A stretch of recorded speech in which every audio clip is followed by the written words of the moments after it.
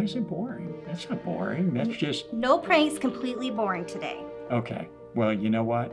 We're going to be right back with our guest. All right.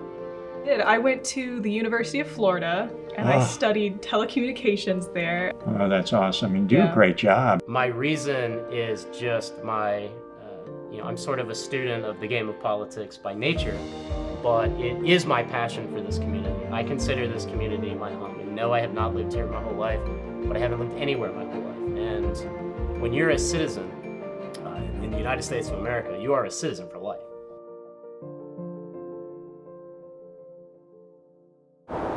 Good morning, St. Cloud. We are here at Cornerstone Family Church with coffee provided by Dave Askew Jewelers in historic downtown St. Cloud. And where's Sasha? Isn't there, is she late again? Unbelievable.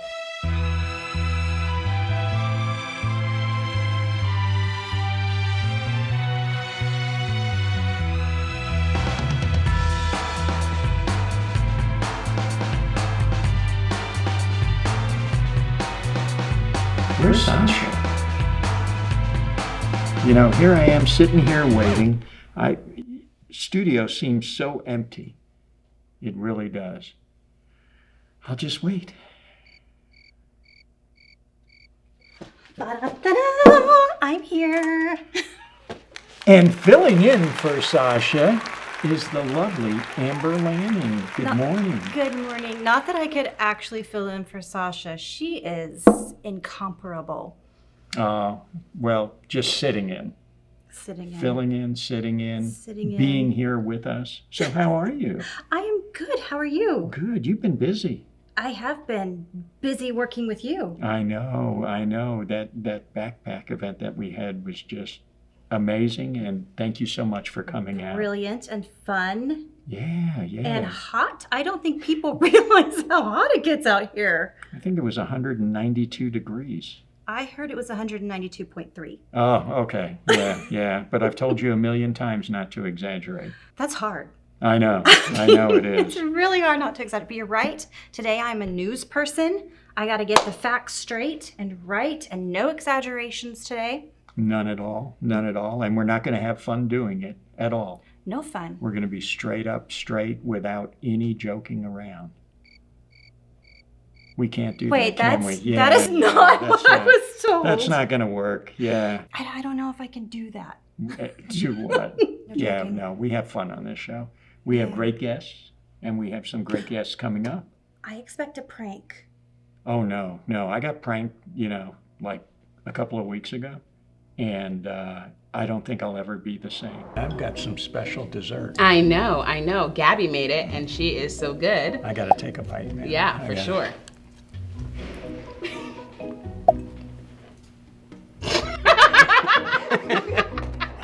No pranks? No pranks. Nothing. This is going to be the boring show. Why is it boring? That's not boring. That's just... No pranks, completely boring today. Okay. Well, you know what? We're going to be right back with our guest. All right. Can't wait to find out who it is. Shh, it's a secret. Well, we are back, and look who we have with us. Hi, Yes. Hi. Hi. Tell us your full name. I'm Nora Askew. Nice to meet you. Nice to meet you, too. Wow, that's great. So Nora is one of the talented young ladies that we have behind the camera that does some editing, does the camera work, does the sound work, and puts this all together for us. Mm-hmm. And you are actually trained on this. You went to school for it. Yeah, I did. I went to the University of Florida and I studied telecommunications there. I definitely specified in a film production. UF? Yeah. Oh my goodness. My daughter's about to go to UF. Oh, exciting. Tell me what I need to know as a parent that I should be on her about. It's a great school. It's a beautiful school. What is she going for? Aerospace engineering. I was going to ask if it Not was like engineering. you. There's a ton of engineering stuff at the school. It's actually really great. Okay. The telecom stuff is a lot smaller than the engineering stuff. So it's a great school. I'm very happy that I went. Yeah. How long have you been out? I graduated 2019 in the fall, so right before COVID hit. So it made it very, very difficult for me to get a job. So I'm very grateful for Good Morning St. Cloud, because this is the first thing that I've been able to do since COVID hit. Oh, that's awesome. And do a great job. I mean, you watch the video here and how it's set up and the sound and everything. This is professional. Yeah. I mean, this is think they did a good professional job. grade. Yeah. I remember the first episode we did. Oh, ouch. Yeah. I think it was with an iPhone at Hunter Arms, and people were walking by and doors were slamming, and yeah, it was like we lost internet and we had all kinds of craziness going on, and here we are, episodes later. Multi-cameras. Sound equipment. We've got boom mics, and Yeah. all kinds of craziness. I mean, it's awesome, but it always ends up being a great project. Definitely, yeah. I remember being asked to work on the show, and I could tell that everyone was super passionate about St. Cloud, and I grew up here, so I was really excited to join on and just help out my hometown. Yeah, it's great, and it's a great message all the time. Great Definitely. guests, and you folks, actually doing such a great job. It's a pleasure. It's not even work. It's I always really said, not. It's great. when's a job not work? And somebody said, when you're not paid. I said, yeah, well, that's part of it, but also when you have a passion for what you do and you're surrounded with folks who share that passion, Yeah, definitely. which is great. I mean, we do this early morning every Friday, so without fail, and then we do some on-scene, on-set, and on-scene stuff where we were at, Yeah. of course, I one got of to my film favorite. the circus and everything. The It was so circus. great. Yeah. Really? Yeah. Okay, so I've only seen you or met you one time before today. Right. And as I was coming in today, someone was coming out as a little girl, and she was like, "Oh, she looks like Rapunzel." How long is your hair? I just trimmed it recently, but it's quite long. It goes a little bit past my knees at this point. So Wow. So impressive. So we have Rapunzel working on our staff, just so everyone knows. A former UF Rapunzel. Yeah. That's right. These things don't really go together, but But you I'll accept defy it all. That's right. thank you. That is so awesome. So what are your plans, in the future going forward? I'd love to get more filming work. I'm setting up sort of ways that people can contact me if they want to do commercials. I also do photography, so if you need photographs for anything like that, maybe someone's prom photos or graduation photos or anything like that. I also do commercials if you want a commercial done, that kind of thing. So really, if it's film related, I can do most anything. Wow, awesome. And Yeah. how do people get in touch with you? So right now I just have an email. It's norabproductions@gmail.com. I'm working on a website as well, so that'll be out eventually. Oh, you, So yeah, you build websites too? decently. Okay. Yeah, All right. I know that's a skill too, because yeah, it's tough. it is. But I need something to put on my films that I've worked on. That's right. Yeah. That's right. Exactly. So when you went into film studies, Yes. what was your goal then, and how has it shifted now? Well, my goal originally was hopefully to work on TV programs and things like that, either up in New York or out in LA, that kind of thing. But with COVID happening, I've had to take a lot of steps back because I can't move out to those locations right now, mostly because those locations are also very expensive to live in.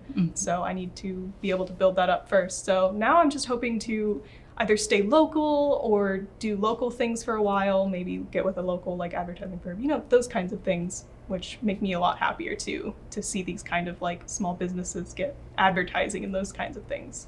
Well, it's so interesting because as an actress, it's like, I want to be in New York or I want to be in LA. Right.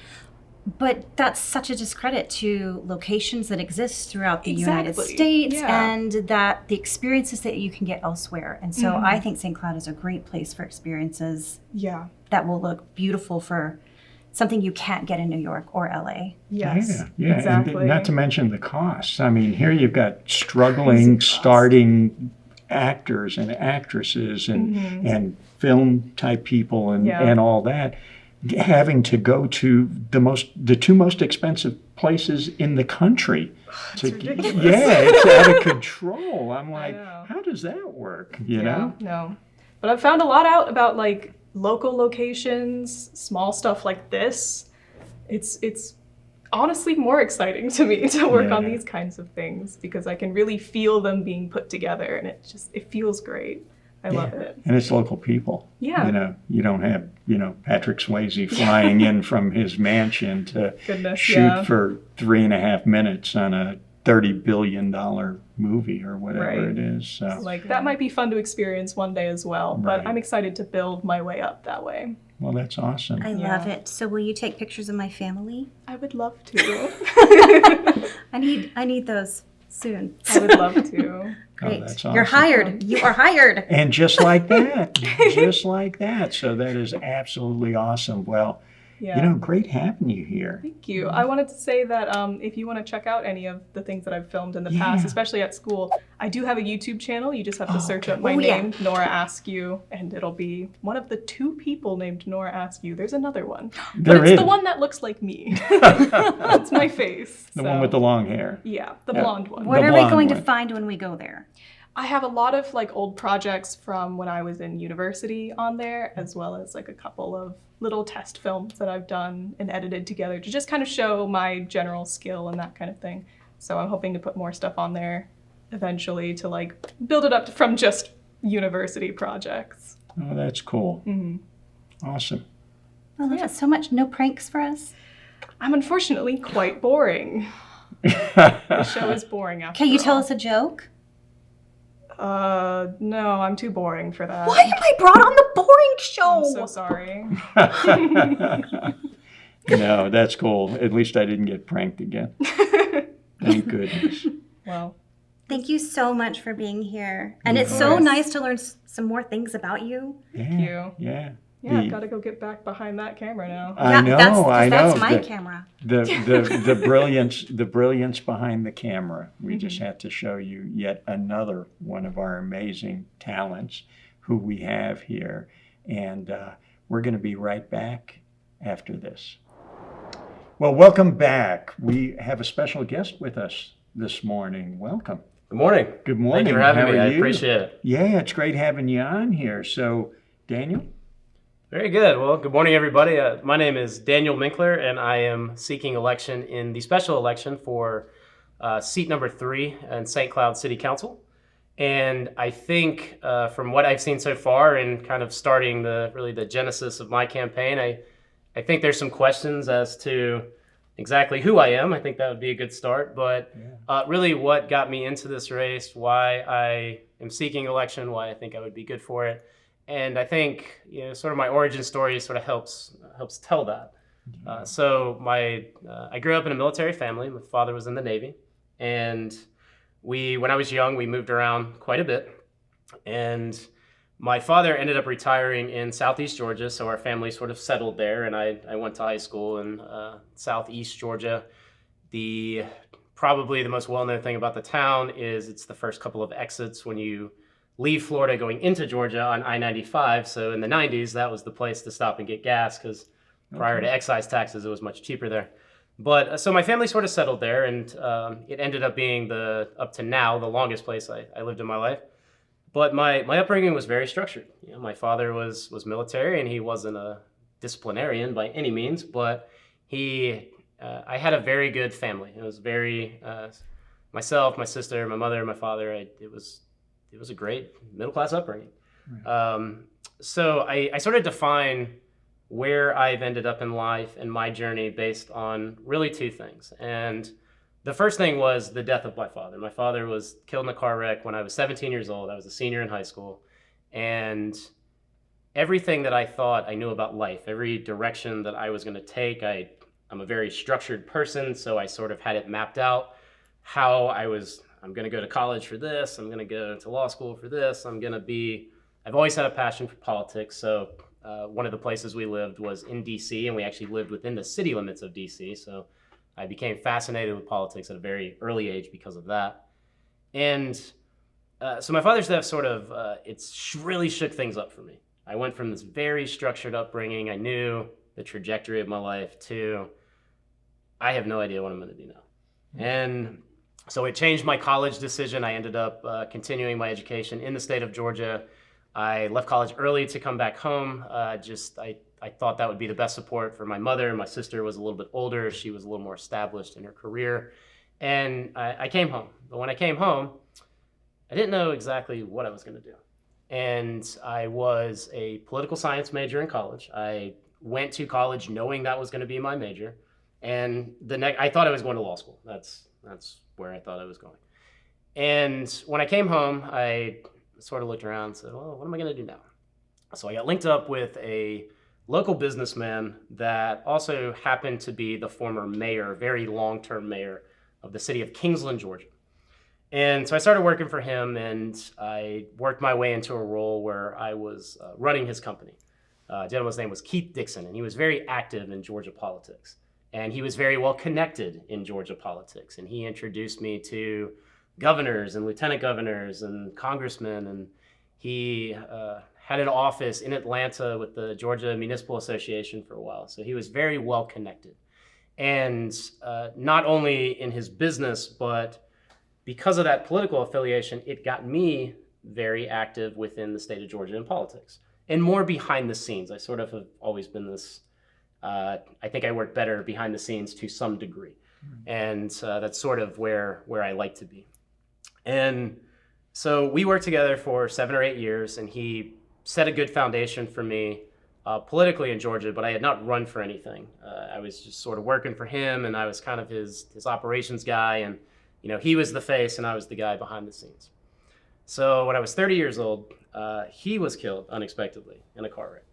And when that happened, the space between those two times, so I think a part of me not deciding to run for any elected office between my father's death and his death, my father's death wasn't something that I necessarily handled well in every aspect. So certainly I had a learning curve to go through in my early 20s that really brought me to a place where I just didn't feel like I was emotionally ready to take on something like that. And that's where the behind the scenes role of being in an operations type role with his company just suited me fine.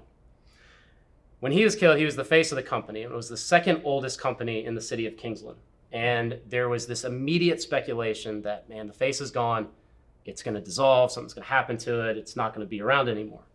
And I decided very quickly that I have to make sure that I get out in front of the public and I make sure that they know that this business is not going anywhere. We are going to respect the legacy of Mr. Dixon, and we are going to keep it going.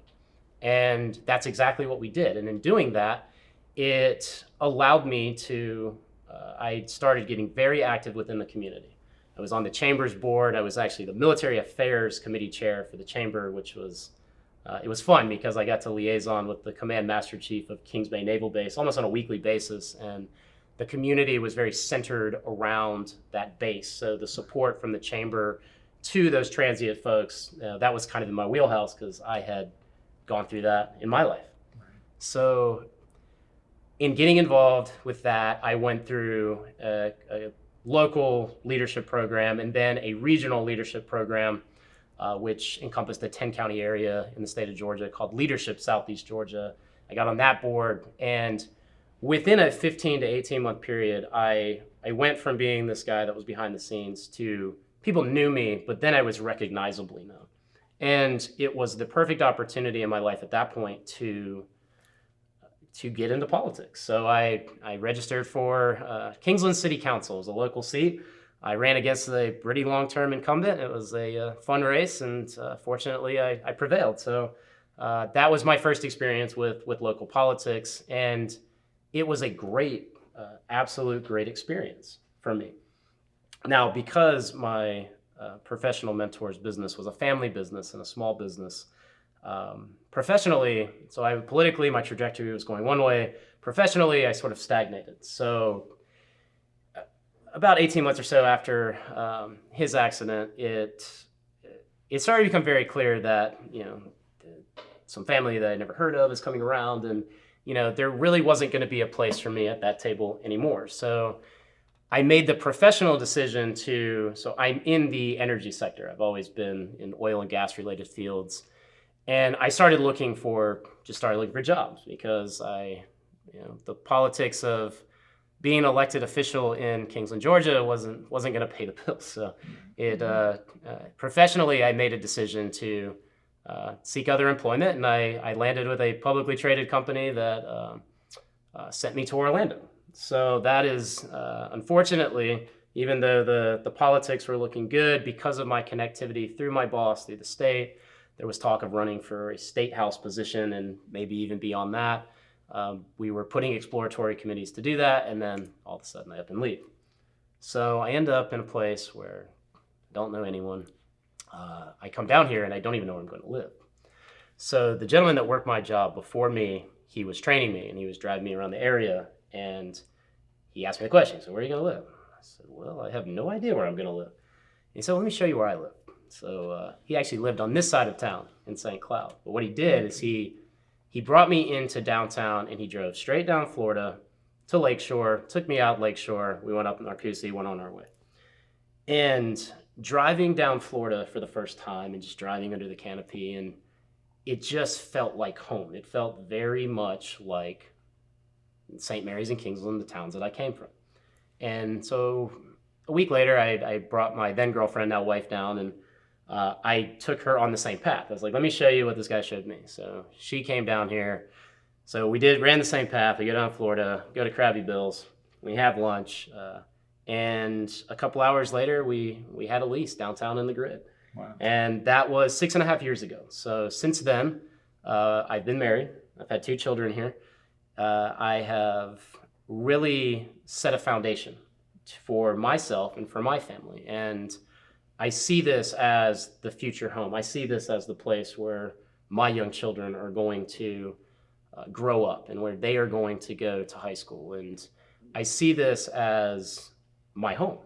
So St. Cloud has now become the second longest place that I have lived in my life, which is 6.5 years of my 39. So it's become home. And with my background of being involved in local politics, when I look at the dynamics of what's going on here, there is a lot of parity to what I see happening locally to where I was. And I think that experience serves me well to put myself in position I am a behind the scenes guy. I like to prepare very well before I get into a public format, for sure. But I think it puts me in a position where I can really have impact. Right. When I came down here, I tried to really figure out, how am I going to be involved? So I don't run a small business. A chamber's not the right fit for me.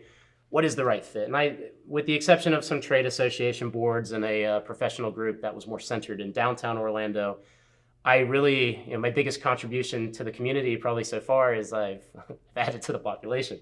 Had the kids, had the wife, but we do live here. We own a home here. We have a rental property here, and I think the thing that I like that appealed to me about a special election is unique comparatively, because when you run against an incumbent, even though this is a nonpartisan race, it becomes a choice between this or that. It's almost a partisan choice.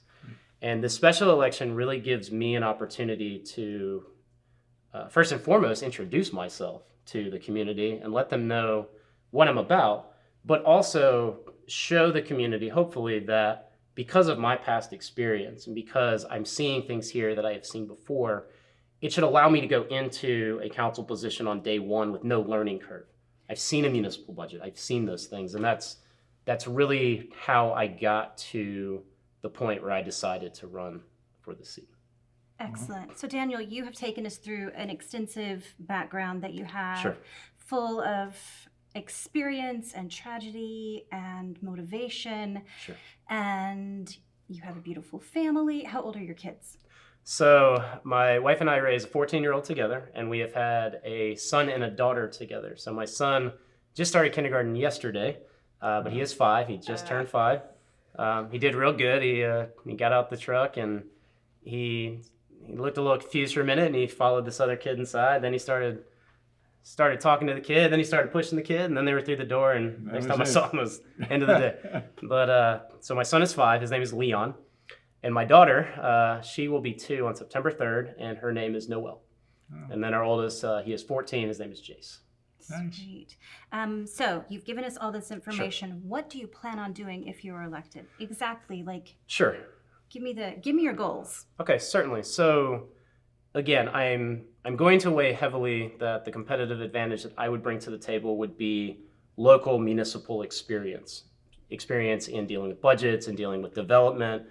But I really have a platform that is centered around 2 things. The biggest thing for me is communication with the citizen.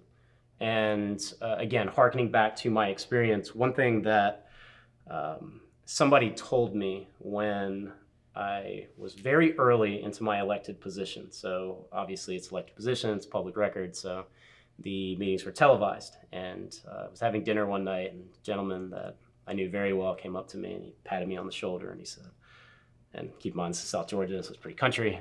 So he says, "Daniel, man, you look real good up there, but you never say anything." And I patted him back on the back and I said, "Well, sir, don't mistake lack of articulation with lack of preparation," because I'm very prepared. But it was a really good lesson for me in my preparation is not what people see. So what it developed in me is I said, okay, he's making a great point. People might not know. They're going to assume one of 2 things. I've already made my mind up before I got there, or I just don't care, don't know what the issue is. So I started a program where prior to every meeting, a couple days before, I would set up a meeting. I called it the Pregame, where people in the community could meet me at the same place at the same time, 48 hours before the meeting, and they could ask me anything about the agenda. And 72 hours after, I would have a postgame where if anybody had a comment on how things went or wanted maybe a little background of what further led into the decision that was made, or where we go from there, what the next options are. So if a development agreement was approved, for example, and 50 people came to the meeting and hated it, you could say, okay, well, these are the next steps. This is what you go through. And it takes the burden off of busy citizens trying to parse through all these public records and parse through 100-page agendas and try to figure out what all that stuff is. So that communication I would like to bring to the table here. Now, the foundation of my specific goals related to the city are going to be centered around what the city terms their 5 cornerstone initiatives.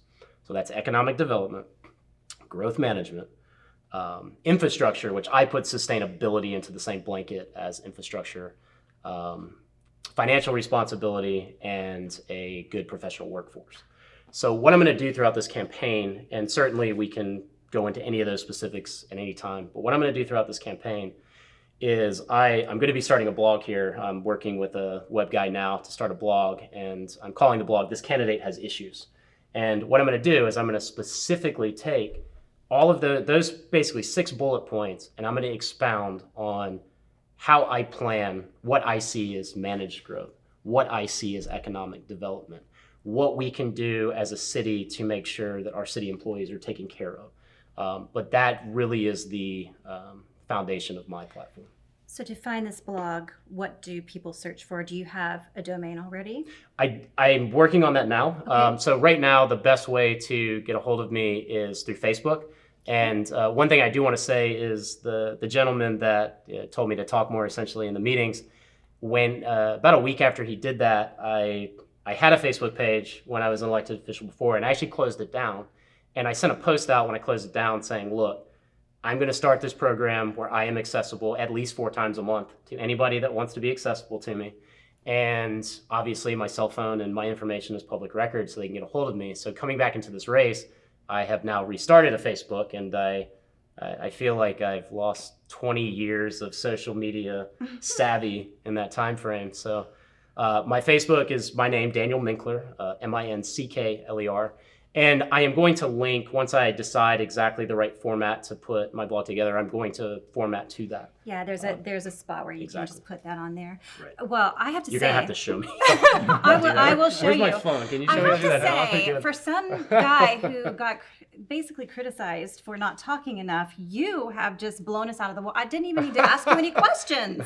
You That's just good. That's came good. right You know, in and it's, gave it all to us. Thank you so much for being here. Well, I appreciate it. I mean, this is important because I do want people to know that my reason is just my, I'm sort of a student of the game of politics by nature, but it is my passion for this community. I consider this community my home. And no, I have not lived here my whole life, but I haven't lived anywhere my whole life. And when you're a citizen in the United States of America, you are a citizen for life. So the best way that you can be a citizen is to be involved and to be active. And I think my experience, my small town municipal elected official experience is going to be a catalyst to being productive in this role. So it's really, I want to give back to the community that has given me a family and given me a foundation and really given me a restart on life. Well, as a citizen of St. Cloud, would you do us the honor? Will you lead us out? Oh, we're gonna. So, all right. You've watched some of the episodes. You know I how have. we close it out. I have. I thought I'd have like a clown nose on by now. So. Well. I wish you would have asked. I could have hooked you up. Maybe next time. Yeah. Next time. That'd be awesome. So, we always say the future is so bright. We have to wear shades.